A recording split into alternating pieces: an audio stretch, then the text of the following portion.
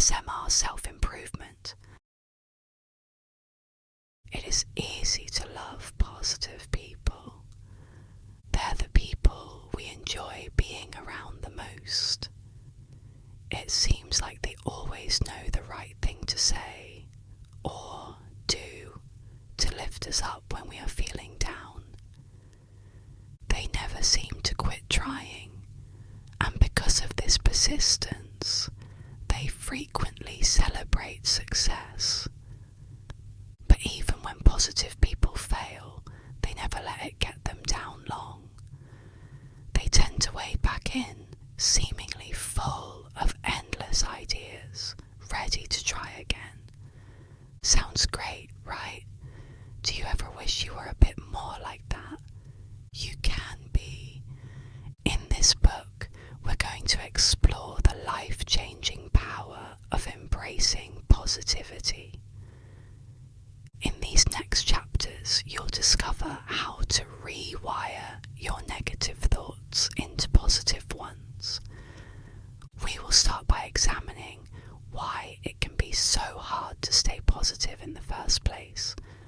From there, we'll look at the benefits of positivity and share examples of what positivity looks like in our day-to-day lives.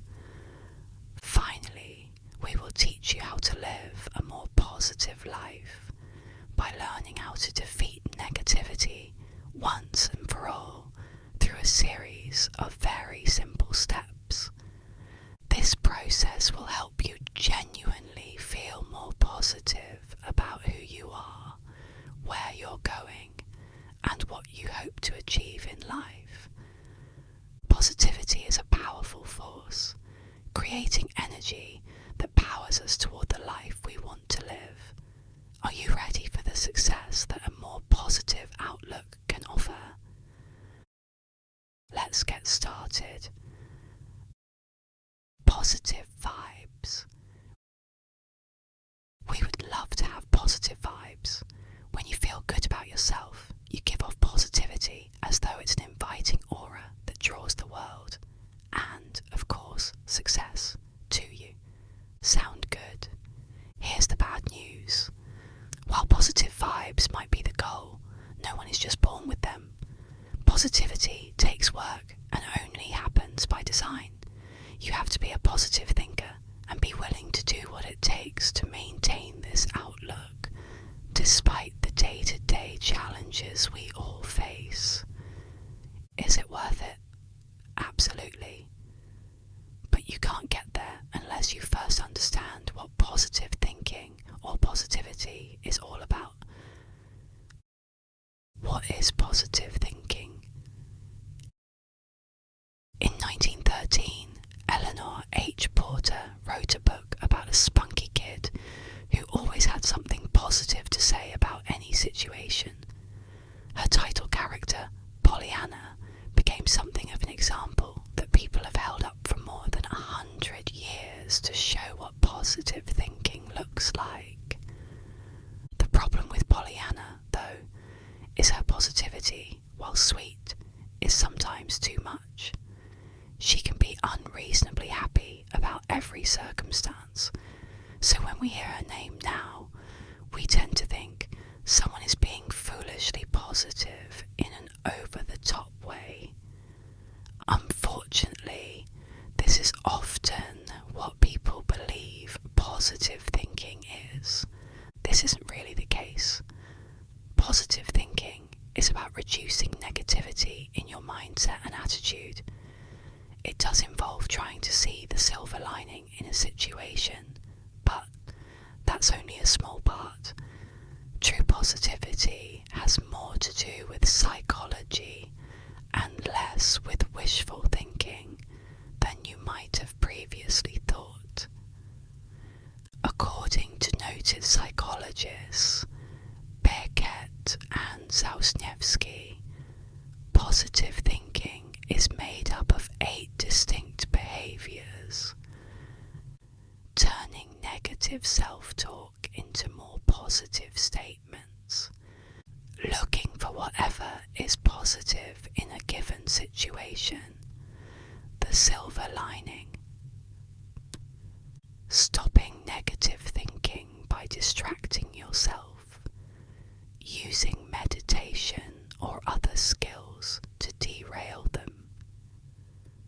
Realizing positivity might be helpful in the current situation. Knowing how things are made easier by breaking up big tasks into little ones. Being able to visualize a positive outcome to whatever you're trying to accomplish. Learning techniques that help to examine negativity to determine if this is a reasonable and valid thought. Making a conscious effort to think more positively as a means of controlling negativity. Note, there aren't any unrealistic expectations in sight. Instead, what we see in this definition is a lot of intentionalities. These are deliberate actions designed to shift negative thinking into positive thinking. That's it. There is nothing here about shoving down bad feelings or ignoring them. No one is inciting anyone into weird actions to force them to think happy thoughts. This is all sensible technique designed to bring about positive thinking. In fact, we're going to put this list to work in the next chapter, using them as the basis for the 10 steps which lead to a more positive life. And Pollyanna, she might have had the right idea, at least in a few places. First, she never gave up when faced with a challenge, which is crucial to positive thinking. The other, in one very important part of the story, she suddenly had problems with being able to think positively, believe it or not. This leads us to our next point. Even when they know positivity is a powerful force, sometimes even the most positive people have trouble looking on the bright side. A quick note on toxic positivity. The term toxic positivity has been having a moment recently. While it is a trendy topic, it shouldn't be ignored. While we firmly believe, and any and everyone can benefit from a more positive mindset, this shouldn't come at the expense of reality. Becoming more positive doesn't mean ignoring the negative things that happen to you. You should ensure that your journey towards positivity doesn't include masking or hiding your true feelings, dismissing serious and deep emotions, feeling guilty for negative thoughts, minimizing other people's experiences by telling them to just look on the bright side, or similar feel-good statements, shaming others for expressing negative feelings. You should always feel comfortable expressing and feeling your true feelings. You should also allow the people in your life to express their feelings. Positive thinking is about tweaking your mindset. Positive thinking should be about an open mind, belief in yourself, and hope of a better tomorrow. It is not about avoiding or ignoring reality or pretending bad things don't happen. Why do we struggle to think positively? You'd think it would be fairly simple to be positive. Isn't it just a matter of thinking happy thoughts? It's not all that simple. In all actuality, there's a lot more to positivity than this. As you've already seen in the previous section, there's quite a list of items that need to be done to be a more positive person. Couple it with all the usual reasons why we're not more positive, and you could be in trouble. Consider these obstacles. Negativity sticks. It's funny how our minds work. If you heard one criticism today and 5 compliments, you probably remember the criticism word for word. The compliments would fade right into the background and be forgotten. Why is this? You'd think we'd be more inclined to want to remember the nice things over the not so nice. This is called a negativity bias. We put more weight on negative things, meaning we'll pay close attention because we need to process what went wrong with much more attention than what went right. We go over and over what just happened in our mind, trying to see what the other person saw, playing the situation repeatedly, assuming they're right, maybe even especially if they're not. A lot of this comes from having a poor self-image in the first place. We don't quite believe compliments when they're bestowed, but negative comments must be true because we were already doubting ourselves, and the criticism received only confirms it. We are caught in a negativity loop. Have you ever found yourself doing the same thing repeatedly because you've done it so many times you've stopped noticing you're even doing it? Negativity can become so habitual you might not even realise most of your conversations are rants about your life, or you're always seeing the disaster lurking around the corner, ready to strike. Habitual negativity can make it virtually impossible to be positive without a lot of conscious effort. Even then, you will need to put in a lot of work to rewrite the script and rewrite this thinking.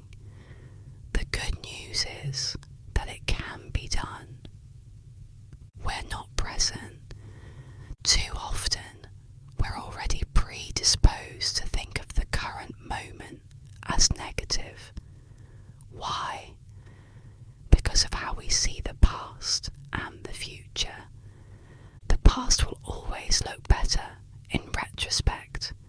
Consider the camping trip you might have taken as a child. Do you remember the hard ground, the undercooked hot dogs, the mosquitoes and all the other trials? Or do you remember swimming in the lake, catching fish, spending all day hiking in the woods, and all the other fun stuff? Usually we remember the best parts, and even the unpleasant bits become somewhat charming or a fun anecdote. How can the present compete with this kind of rosy view of the past? Our perception gets worse when we think about the future. Everyone tends to think better times are coming, even when evidence is presented to the contrary. Human beings have an amazing capacity to hope, even when they've been given evidence that proves otherwise. Again, the present moment doesn't begin to compete with how wonderful everything will become. As a result, our present moments often seem negative in comparison. We're listening to negative people. Hanging around with people who are already negative will bring you down every time. Unfortunately, you can't always escape these sorts of people. For one thing, only 20% of people really love their jobs. That's 1 in 5.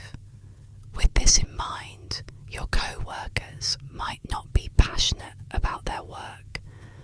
The problem with working with unhappy people is they make for an unpleasant atmosphere, meaning now you're also unhappy.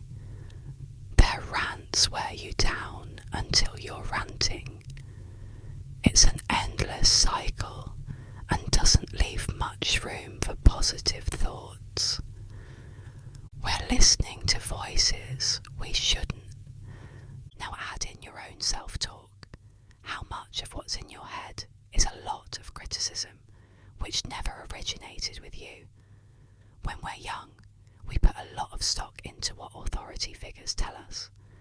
Perhaps our parents, teachers, or other adults in our lives, at some time or another, said something cruel which has now stuck with us into adulthood. The problem is that the person who made the original statement might be long gone, but their voice lingers. So, if your mother constantly scolded you for being late, guess what happens when you show up at work 5 minutes past 9?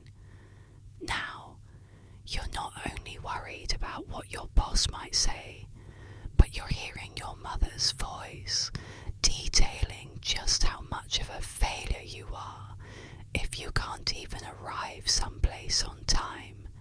Ouch!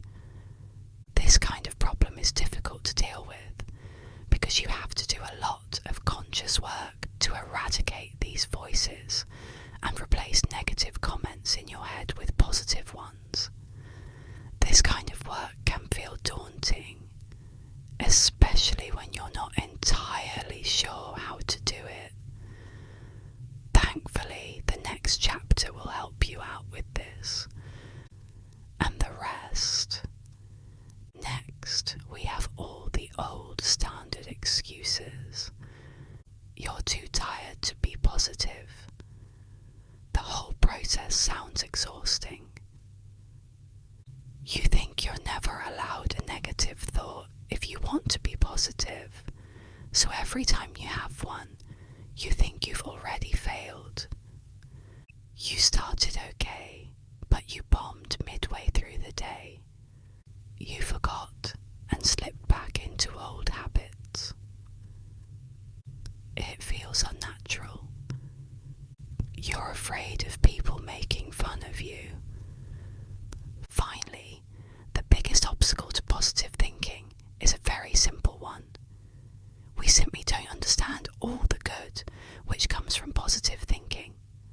In the next section, we'll look at how positive thinking makes our lives better.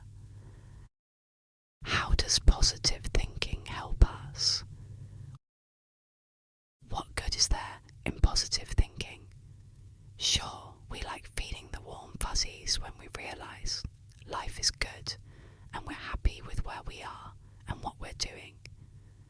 We even know the key to achieving these thoughts has a lot to do with positivity.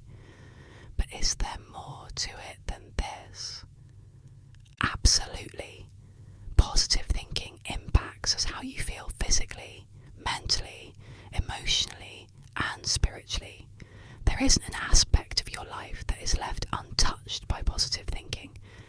Let's look at each of these areas in turn. Positivity and your physical health. Physically, there's a lot to be said for positivity.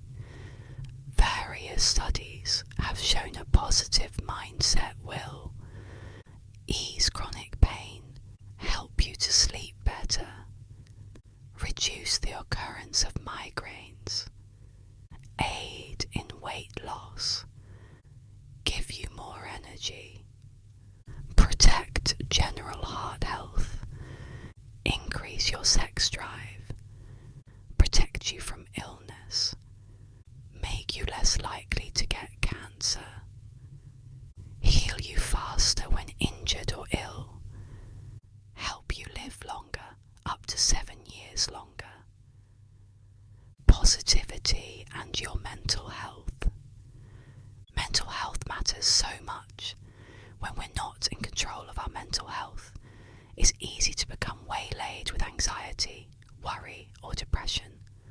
Life loses meaning and purpose, and it's possible to become so caught up in negative thinking that we start considering whether or not our continued existence matters, not only to others, but to ourselves as well. With positivity, though, we're better able to find purpose in our days.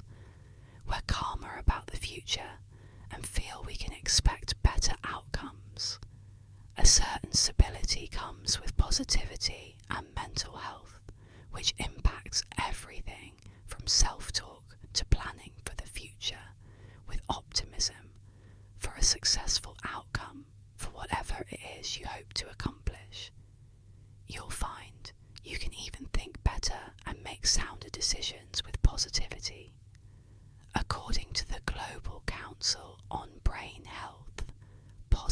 Positivity will improve your memory and can help stave off dementia. Positivity and your emotional health. When we allow positive emotions to flourish, we discover what a wide range of them we have. We miss out on this when we're negative, because so much of positive emotion is finely nuanced. Sure, there's happiness, but what about contentment, joy, peace? When we're feeling positive about the world, we're not likely to give in to pessimism and aren't bothered so much emotionally when things don't go right. This is also important because negativity lets emotions run roughshod over us. Strong emotional reactions to stress occur more commonly with a negative mindset, where there's little control over violent outbursts, bouts of crying, insane jealousy, or frequent unhappiness. Positivity and your spiritual health. When we feel more positive about the other areas of our life, it's natural that this affects our spiritual life as well. Positivity leads to more time spent in prayer or meditation. It opens you to the universe and gives you room to give praise and genuinely worship. Whatever faith you follow, you'll feel more attuned to your spiritual self and more at peace with yourself and the world. Finally, positivity will also help you through the tough times. Positivity gives you back your ability to function, even when you'd rather fall apart.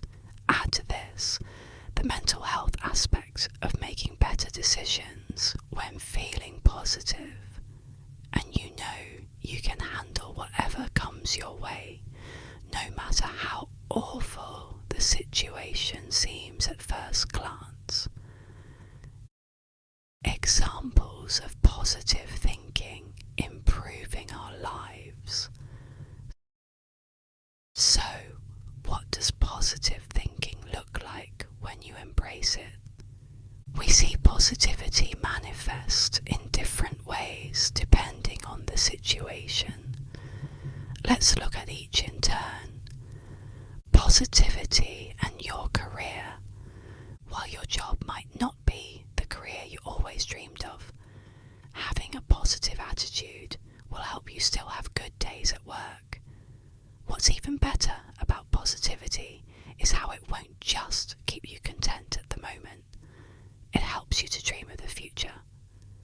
A positive mindset will help you see where you want to go in your career and plan your trajectory to reach these goals. Your job could become a dream job after all. Also, a positive mindset helps you worry less about your job. You'll be confident you can face whatever challenge is thrown your way. Even when disasters happen, positivity will see you through to the next steps to mitigate the crisis and make better and even more creative decisions about how to proceed. Your superiors will notice. Finally, your positive mindset will help you get along better with your co-workers, meaning you'll have better days at work. This goes even further though. You'll find people are drawn to your positive mindset, making networking easier. You'll do better on team projects, and event management is more likely to take notice of you and throw opportunities your way when you're more positive. Positivity and your relationship. Relationships can be tricky under the best of circumstances. Negativity, though, will kill a romance quickly, which is why positivity is crucial to getting along better with your loved one. First and foremost, the day-to-day becomes much easier when you're positive about how things are going. Not every day will be perfect with your significant other. We are only human, after all.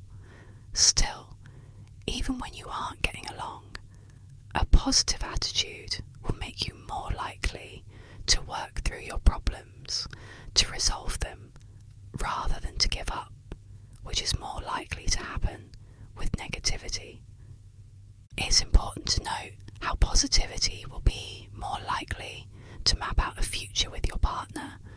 once you have it planned, be more likely to achieve those couple goals, which are so important. Positivity urges you to keep working to improve things and get where you want to go. It'll tell you you're safe to share intimacies and to even be vulnerable with the other person.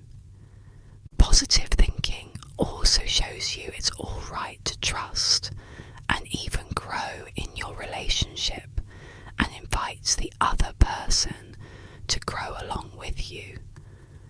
Positivity and parenting. First and foremost, whatever your attitude happens to be, is exactly what your children will model growing up. If they see you being negative toward everything and constantly complaining, they will do exactly the same.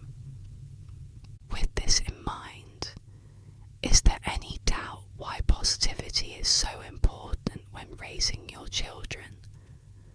Positivity shows up in other ways though. Day-to-day life with children can be challenging on many levels. There always seem to be new disasters, trials to cope with, and lessons to learn. If you can hold on to a positive attitude, you'll find it easier to get through even the toughest of times with at least a shred of your sanity. Positivity will give you the strength to sit up all night with a sick child, or to make it through everything from toilet training to teaching your teenager to drive a car. Positivity helps you to visualize your goals and then to achieve them. There's more though. A positive attitude helps you stay optimistic about how everything will turn out. You'll worry less about your children getting into trouble, especially as they hit the turbulent teen years. Instead, you'll be able to focus on the wonderful young people they're becoming, with fewer predictions of doom and gloom. This is incredibly important because your children need to know you believe in them as they grow up. Positivity is what gives them this assurance you do. Will your family be happy all the time with positivity? Number, but the family unit will function better with it than without it. You'll also have many more days that are calm and even relaxed than stress-filled and anxious if you can stay positive. Positivity and your friends. Every relationship can benefit from positivity. A positive attitude is almost mandatory when building lasting friendships that stand the test of time. People are naturally drawn to positive people, so meeting your new bestie is more likely if you're positive than if you're negative. We are naturally attracted to positive people and want to be around them. What about already established friendships? A positive attitude will encourage closer connections, more time spent together, and the establishment of being the one person your BFF knows they can count on when they need someone to talk to. Positivity also encourages you to grow in your friendships. Learn from each other. Give yourself room to try new things and even socialise more often, simply because your positive attitude attracts more invitations. This allows you to associate with other positive people, so the cycle continues. Note that negativity has its own cycle too. This kind of benefit to living a positive life might not seem like such a big deal, but it can be. Studies have shown people who experience strong friendships are more likely to be healthier and even live longer. Positivity and aging. No matter what, getting older brings a whole new variety of challenges. Our health needs change, and our ability to care for ourselves how we used to wanes. Financial difficulty is so common among older Americans will not have enough money to meet their needs. With all of this, it is easy to find things to be negative about. But as we discussed before, so many things, from our health to our ability to think clearly, affect our mood. A positive mental attitude might be what stands between you and heart disease or problems with dementia. Being able to stay positive is absolutely crucial when it comes to being able to cope with day-to-day living as you grow older. The necessary optimism to help you get through the day stems entirely from positivity. Remember, your future requires your positivity. Remember how studies showed you lived longer if you were more positive? Well, your quality of life increases as well. Positivity might not solve your financial problems directly, but it might help you see solutions. Be more creative about getting funds and find new ways to budget yourself so you can live on what you've got. The most important detail is this. These are the final years we're talking about. How would you prefer you spend them? Worried and anxious about every little thing, constantly griping about what you don't have, unhappy with how you lived your life and wishing you could go back and do it all over, or able to be content with your situation, happy with the choices you've made, and able to feel gratitude for the life you've had. Truly, positivity will make you feel happier and more content in all you do. We'll discuss how to get to this point in the next chapter. Rewiring positivity, the 10-part system. In this section, we're going to talk about how to rewire positivity. With this system, you will be able to shift your thinking from negativity to positivity. It can be done in a handful of simple steps, often repeated until they become habitual. Why make positivity a habit? Because negativity will always crop up, no matter how positive you are.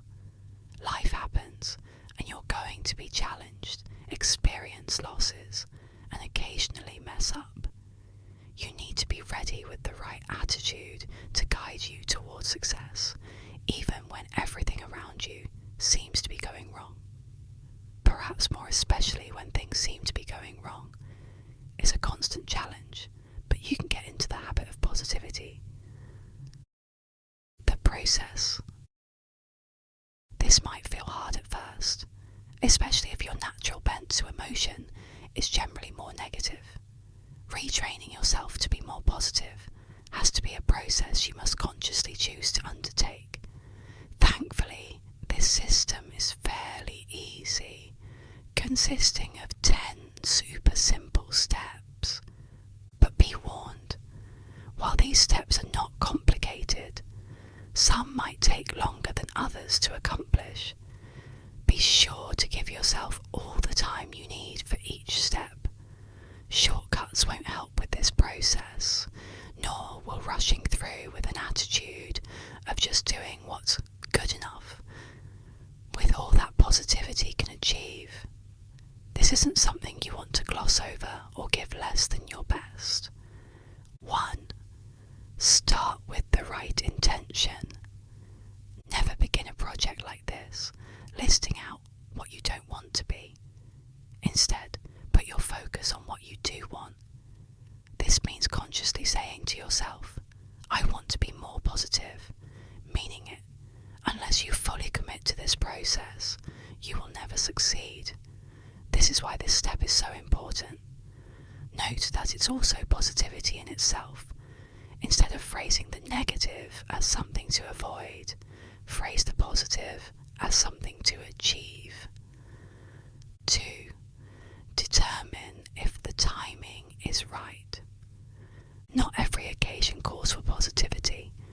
A quick evaluation should show you whether this is a moment to explore happiness or not. For example, This might not be appropriate if you're currently at a funeral. Though, to be fair, some religious practices maintain the end of someone's life is a homegoing meant to be celebrated. If this is time for positivity, what kind is right for the situation? Sometimes you need a good dose of optimism. Other times, call for creativity or determination. Knowing what you need will help you to know how to direct your energies and respond with the right amount of positivity to whatever is going on. 3. Focus on self-talk. Once you've set your intention and discovered this might be an optimal time for positivity, it's time to start working from the inside out. What you're saying to yourself is incredibly important. So is how you say it. Consider these questions.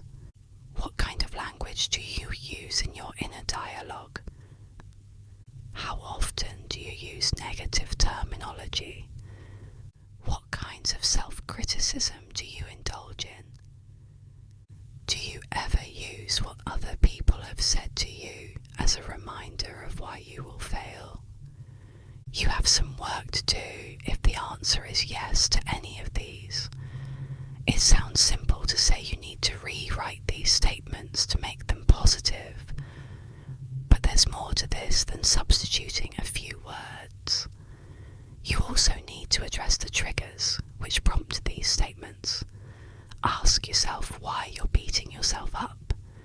Is there some insecurity or traumatic memory associated with this statement? Are there old messages replaying in your mind by some former authority figure? You'll find it easier to lose the negative statement by working to erase the trigger.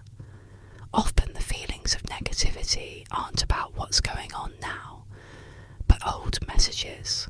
Of course, you'll be working on rewording your thoughts to be more positive, but you'll find it easier if you work through why you're even saying it in the first place.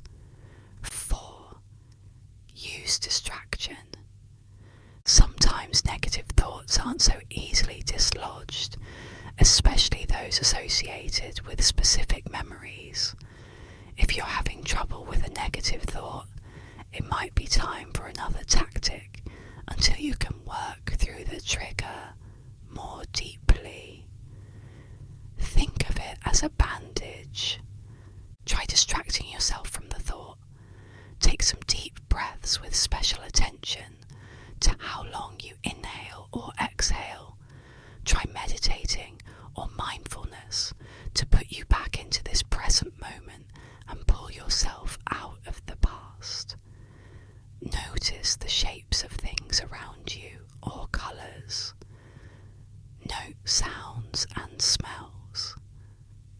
These techniques are designed to break your concentration on this negative thought.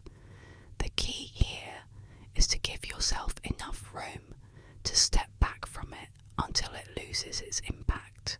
What this step is not, it's not a means to shove down unpleasant emotion or to gloss over something traumatic.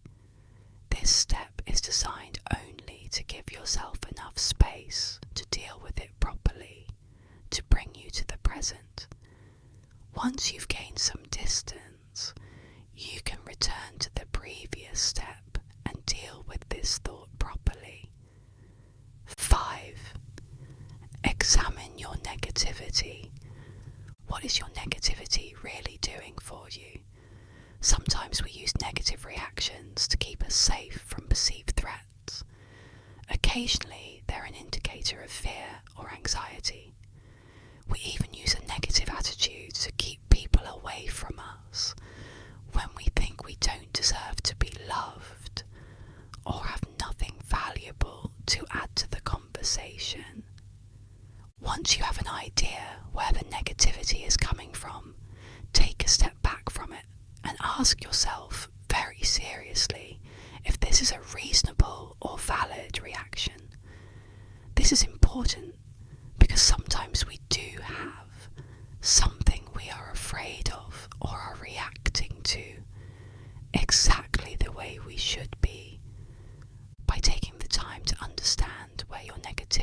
is coming from, you might discover new areas to work through based on strong emotions or even memory from traumatic events. This is a little like what you're doing when you examine your self-talk, only you deal with more than the words in your head. In this step, you're really focusing on the attitudes which have shaped you as a person, which now must be undone if you're ever going to be shaped into something better and stronger than the person you are right now. 6. Visualize an outcome. It can be hard to know where to begin when trying to do things in a new way. When using positivity, sometimes the simplest approach is to start at the ending. You already have an idea in your mind of what you want your life to look like. In this step, you will want to visualize in as much detail as possible the outcome you are hoping for by being positive. Once you have this image planted firmly in your mind, work backward to discover the steps it takes to achieve this goal. For example, you see in your mind a goal that requires a certain amount of optimism to achieve. With this in mind, you make a conscious effort to be more optimistic in other aspects of your life. Over time, you will find this optimism comes more naturally. Once this optimism is part of who you are, you will be more likely to achieve your optimistic goal. 7. Simplify the plan. If any of this seems overwhelming, it is because change sometimes requires a lot of work. If this happens to you, do not allow yourself to become discouraged, especially given how simple the solution is. If you have large tasks that need to be accomplished, start making a list of the smaller steps required to get you from point A to point B. By dividing larger tasks into smaller ones, it is much easier to stay positive. Small steps feel like they're more manageable. We have more confidence we can get them done. Keep doing this with other large steps until you have broken everything down into small bite-sized pieces. This will help you to accomplish your goal. 8. Reconsider any setbacks. Mistakes happen. Things don't always work out as expected. These are places where it's easy to fall prey to negativity. If you have any sore points related to personal failure which is still bothering you, take some time to work through what happened. Start with your goal. What were you trying to accomplish? How did this go wrong? At this point, it's important to ask how this setback made you feel.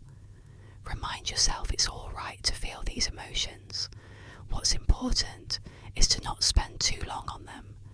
So, while you might be disappointed, angry, or sad, you have to turn away from these feelings after you've given yourself time to feel them. It's important to move on, so you can learn whatever lessons there were in this situation. Sometimes you'll stop here if this is not the time or place to make another attempt.